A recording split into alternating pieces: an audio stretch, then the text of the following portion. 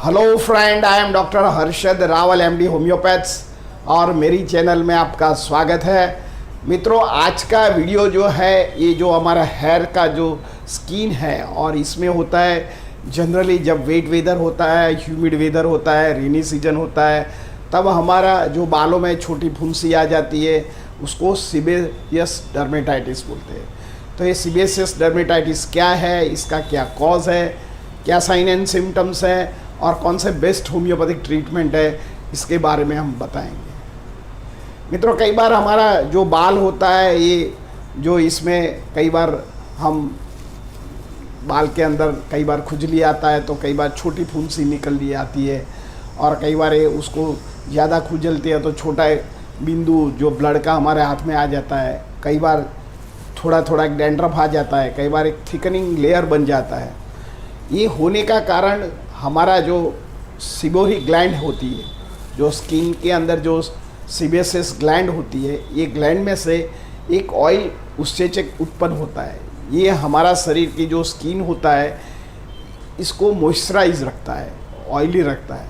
पर कई बार इसमें इन्फेक्शंस होने के कारण ये सीबोरिक डर्मेटाइटिस हो जाता है। जनरली सीबोरिक डर्मेटाइटिस जहाँ हेरी पार्ट होता है यहाँ ज़्यादा होता है, जैसे कि हमारे बालों में हमारे आईब्रो है, आई के आगे का जो है, कई बार हमारा बियर्स का पार्ट है, आर्मपिट का पार्ट है, हमारा छाती का पार्ट है, या हमारा जो ग्रोइन एरिया है इसमें जो बाल होता है, इसमें जो सीबेरिक ग्लैंड होता है, ये जो कई बार जो उसमें जो ऑयल होता है या मेरे छोटे छोटे जो फंगस होता है और इसमें इन्फ्लेमेशन या यीस्ट होता है, इसको मारने के लिए कुदरत ने एक स्वेट ग्लैंड बनाया है। ये ज़्यादातर तो ये हमारा ऑटोइम्यून के कारण इसमें से सीबोरिक निकलता है और हमारा जो शरीर का तापमान है और शरीर का जो रुक्षपन है, शरीर में ड्राइनेस है, उसको ज़्यादातर कंट्रोल करता है। पर कई बार इसमें इन्फेक्शंस हो जाता है तो और चमड़ी का रोग होता है, means seborrhoeic dermatitis. Seborrhoeic means sebaceous gland का इन्फ्लेमेशन, डर्मेटाइटिस मीन्स स्किन का इन्फ्लेमेशन। सीबोरिक एंड स्किन का जो इन्फेक्शन हो जाता है, इसके जरिए जो डिजीज़ होता है ये सीबोरिक डर्मेटाइटिस होता है। शुरुआत में मैंने बताया कि सीबोरिक डर्मेटाइटिस होता है तो छोटी फुंसी होता है, छोटे छोटे कई जगहों पर हेयर में हो जाता है। कई बार उसको नख से खुजलते हैं तो छोटा बिंदु ब्लड का आ जाता है और बार बार हाथ वहीं चला जाता है। कई बार तो ये एरिया हमारे टिप ऑफ फिंगर जैसा होता है। कई बार इसमें जो इन्फेक्शन ज़्यादा होता है और हमारा हाइजीन प्रॉपर मेजर नहीं होता है तो कई बार ये सीबोरिक डर्मेटाइटिस क्रिस्टा है, जाड़ा जाड़ा पॉड निकल जाता है, जिसको सोराइसिस जो हेड में सोराइसिस होता है। और सीबोरिक डर्मेटाइटिस लगभग कॉमन डिजीज़ है, इसको डिफाइन करना भी कई बार मुश्किल हो जाता है। कई बार ये बच्चों में भी सीबोरिक डर्मेटाइटिस हो जाता है, यंगस्टर में भी हो जाता है और बड़े लोगों में होता है।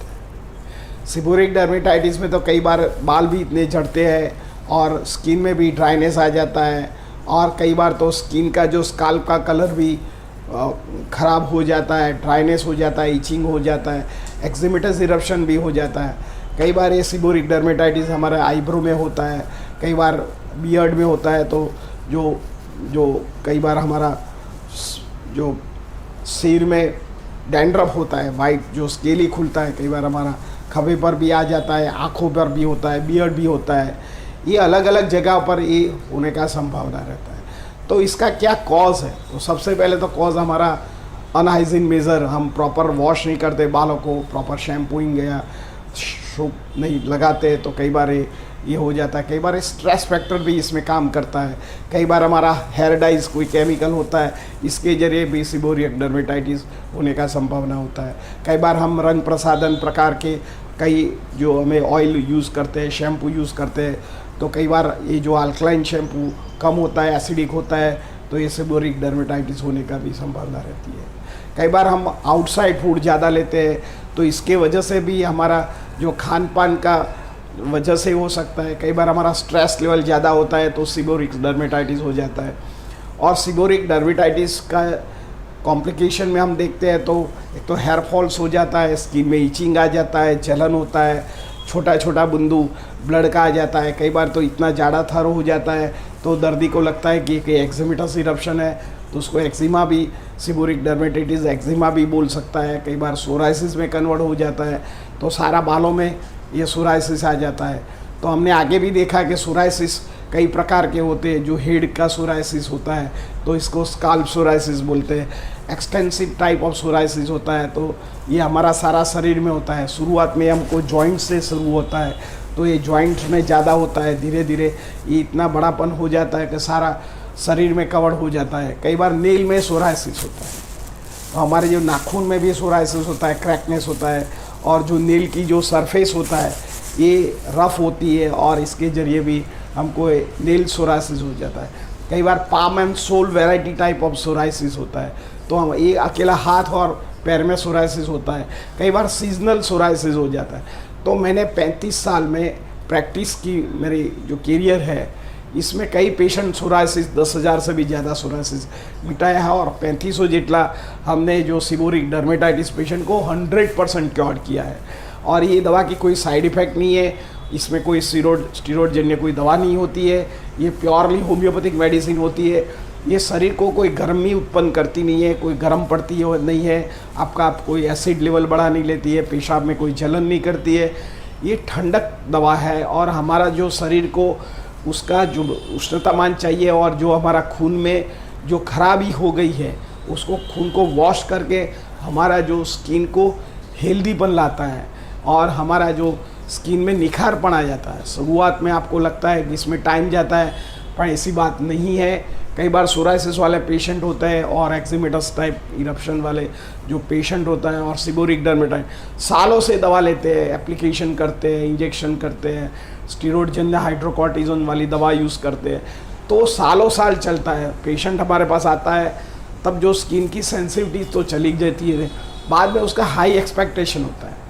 मैं दर्दी को रिक्वेस्ट करता हूँ, आह्वान करता हूँ, जब भी आप होम्योपैथ के पास जाओ तो थोड़ा टाइम दे के जाओ, क्योंकि एक तो उनको 2 काम करने का है। आपने ज़्यादातर जो एलोपैथिक दवा लिया है तो इसकी एक तो शरीर में न्यूट्रल करना पड़ता है। कई बार स्किन में आप ज़्यादा एप्लीकेशंस करने से स्किन की सेंसिटिविटी चली जाती है, तो वहीं तक दवा इफेक्ट करने में टाइम जाता है। शॉर्ट टाइम लेता है और 100% मिलता है। कई बार पेशेंट हमारे पास आते हैं कि सर मेरे को 10 साल से सोराइसिस है, पर हम उसको बोलते हैं कि भाई 10 महीना आप वेट करो, तो वो वेट करने के लिए तैयार नहीं होता है। और हम अब उनको बोलते हैं कि 10 मंथ ऑफ आप अंडर ट्रीटमेंट में 100% चला जाता है। और कई पेशेंट को मोटिवेशंस करते हैं, एवरी टाइम आते हैं हम उसको धीरे धीरे मोटिवेशन करते हैं। पेशेंट मोटिवेट होता है, अंडर ट्रीटमेंट में रहता है, तो धीरे धीरे उनका जो सीबोरिक डर्मेटाइटिस होता है या टाइप ऑफ सोराइसिस होता है, ये सब कुछ चला जाता है और 100% क्योर होता है। मित्रों, इसमें सीबोरिक डर्मेटाइटिस में आपको हाइजीन मेजर रखिए, आप विटामिन मिनरल प्रॉपर लीजिए, घर का फूड खाइए, सनलाइट में आप खड़े रहिए, आप ऑयल लगाइए आपके फेस पे और स्किन में, तो धीरे धीरे सीबोरिक डर्मेटाइटिस मिट जाता है। इसके साथ होम्योपैथिक का मैं 5 मास्टर दवा बताता हूँ।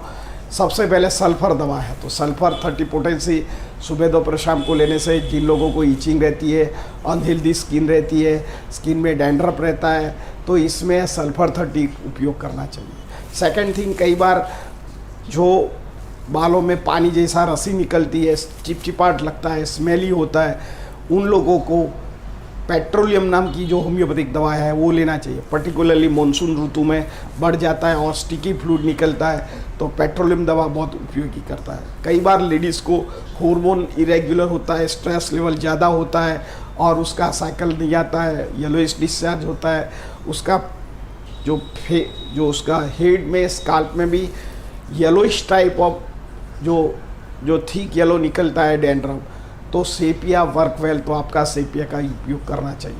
मित्रों, कई बार जो सीबोरिक डर्मेटाइटिस सारा स्काल्प में होता है, आँखों में या फेस में भी हो जाता है, बाल निकल जाता है और दर्दी को एक्जिमेटस इरप्शन जैसा फील होता है कि उसको कोई खर्चवा तो नहीं है। तो जब ऐसे कंडीशन हो जाए और थोड़ा भी ईचिंग करे और इसमें ब्लीडिंग निकल आए या पानी निकला है, तो आपको ग्रेफाइटिस 6 पोटेंसी लेना चाहिए।